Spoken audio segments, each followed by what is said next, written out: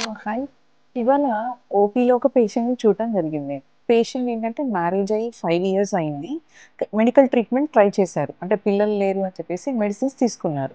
కానీ ఇంకా ప్రెగ్నెన్సీ రాలేదు. సో, ఇవాళ మన దగ్గరికొచ్చినప్పుడు వాళ్ళ ఓల్డ్ రిపోర్ట్స్ ప్రకారంగా husband semen analysis normal. And తనకి ప్రతి సైకిల్‌లో ఓవ్యులేషన్ జరుగుతుంది. But in spite of that she is not conceiving. So, దీన్ని అన్‌ఎక్స్‌ప్లెయిన్డ్ ఇన్‌ఫెర్టిలిటీ అంటారు. సో, ఇప్పుడు ఈ పేషెంట్‌కి మనం నెక్స్ట్ ఏం చేయబోతున్నాము అంటే I suggested her to go for IUI. So, IUI అంటే ఏంటి? ఈ పేషెంట్ ఎందుకు IUIకి వెళ్ళాలి అనేది ఇవాళ తెలుసుకుందాం. Myself I'm doctor Swapna, fertility consultant at Komali fertility centre, Guntur. So, ఇప్పుడు మనకి ఇన్‌ఫెర్టిలిటీ అంటే సంతానం లేని అంటే పెళ్ళైన 1 ఇయర్ వరకు ఇంకా ప్రెగ్నెన్సీ రాకపోతే అప్పుడు వాళ్ళకి ఇన్‌ఫెర్టిలిటీ సమస్యతో ఉన్నట్టు. వాళ్ళకి మనం ఇన్వెస్టిగేషన్స్ అంటే ఎందుకు అవ్వట్లేదు అని పరీక్షలు చేస్తాము. దానికి సంబంధించిన కొన్ని టెస్టులు చేస్తామనమాట. Both wife and husband. ఇప్పుడు ఈ పేషెంట్ ఆల్రెడీ టెస్ట్ చేయించేసుకున్నారు. సో, స్కాన్ ప్రకారంగా తనకి ఓవ్యులేషన్ జరుగుతుంది. గర్భసంచి బానే ఉంది.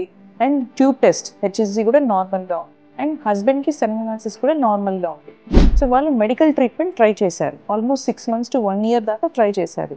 అయినా ప్రెగ్నెన్సీ రావట్లేదు కాబట్టి then next step is IUI. IUI అంటే మనకి తనకి అండం ఉత్పత్తి అవ్వటానికి మనం మెడిసిన్స్ ఇస్తాం. అండం విడుదలైన రోజు మనము హస్బెండ్ యొక్క sperm washing చేస్తామనమాట.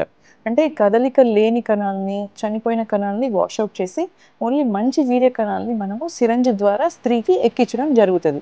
So, that is done during ovulation day. So, ovulation జరిగింది అని మనం కన్ఫర్మ్ చేసుకొని స్కాన్‌లో ఆ రోజు ఐయుఐ చేయడం జరుగుతదనమాట. So, this couple I suggest them to go for IUI. మీలో ఎవరన్నా ఇలాంటి సమస్యతో బాధపడుతుంటే డెఫినెట్‌గా మీరు మమ్మల్ని కాంటాక్ట్ చేయొచ్చు. Please contact us at Komali Fertility Center, Guntur. Thank you so much.